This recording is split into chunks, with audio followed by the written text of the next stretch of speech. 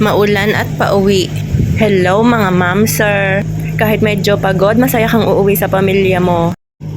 Ang ganda din ng view kapag umuulan, pero paglabas mo, mababasa ang paa, mapapasma. Minsan no choice, ilublob ang rubber shoes sa baha.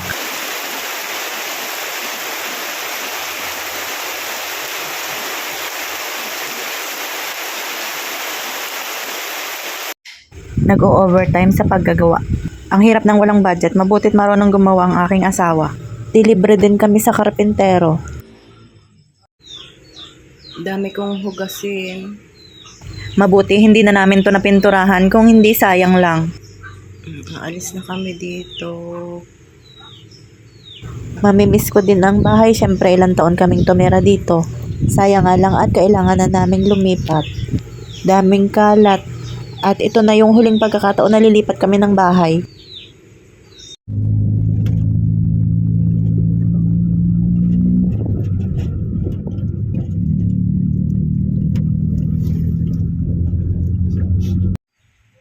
Kulang ng daing. Agahan namin, sa lapag na lang kami kumakain. Tipid na tipid, kailangan pa naming bumili ng semento at pako. Lababo, bintana, wala pa kami.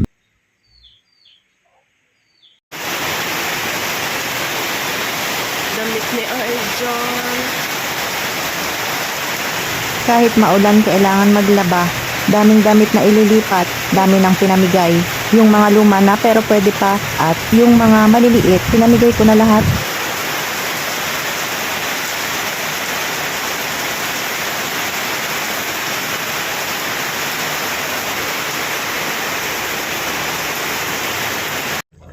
At nagluto kami ng paborito naming gulay, ginataang labong. Kahit dilis lang ang kapartner niyan, pwede na, masarap. Mahirap din lutuin, matagal. Yung paggagayat, ilalaga mo pa, lalagyan mo pa ng gata ng nyog.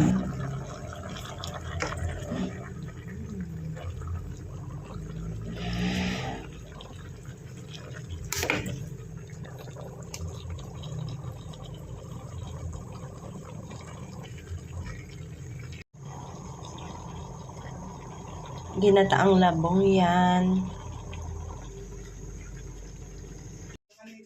Luto na. Ako lang ang nagbantay at naghalo. Ayun, medyo madami na rin akong kayang lutuin. Madami yan. Madami din kaming bibigyan, kaya mauubos din yan. Bibigyan namin yung mga kaagapay namin sa buhay, sa hirap at ginhawa. Ay iilan na lang pala sila. Pangtanggal umay ang halo-halong bigay ng aking anak. Bye!